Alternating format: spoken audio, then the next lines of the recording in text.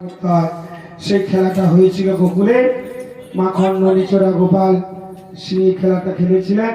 তার সুন্দর মধুর সবকিছুই, সেই মধুরের কথা আলোচনা হলো। মধুর হলো অমৃত, সেই অমৃতের সঙ্গে ভগবানের তুলনা করছেন যে এত সুন্দর অমৃত বস্তু কখনো দেখি নাই।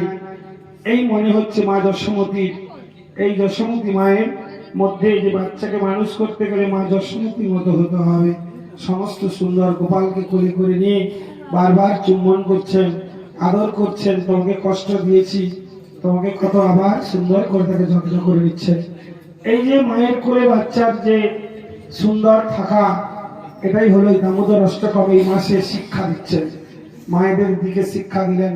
গোপাল সেবা মায়েরাই করতে পারেন, সেই জন্য গোপাল সেবা কিভাবে করতে হয়। গোপালকে এখন ক্ষীর ননি মাখন ভোরবেলা দিতে হয়, তারপর ফল দিতে হয়, খিচুড়ি ভোগ লাগাতে হয়, তারপরে লুচি সুচি করতে হয়।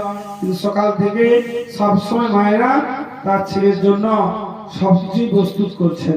মা যশোমতী এভাবেই সমস্ত কিছুগুলি প্রস্তুত করেছিলেন। আমাদের নামযজ্ঞের সময় 5:30 নাকি টাইম দিয়েছে, 5:30 নাকি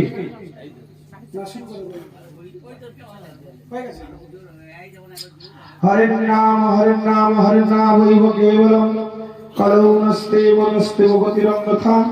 কলিযুগে মহামন্ত্র এই তার ব্রহ্মনাম। আমি গীতা হরে